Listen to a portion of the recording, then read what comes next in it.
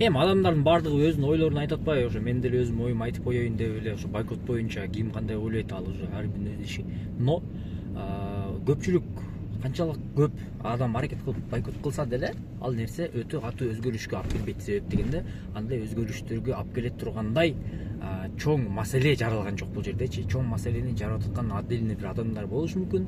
Анча мынча ал проблемага көз салбагандар күнүмдүк тиричилигин кылып атат. Арендасын төлөп атат, выкуптарын төлөп атат, иштеп атат, короче.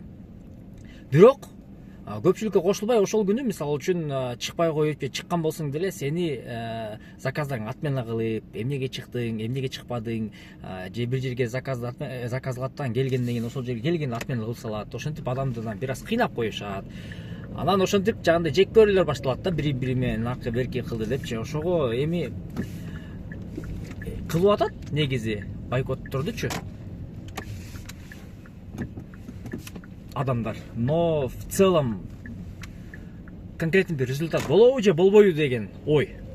Оюңар кандай ошол боюнча?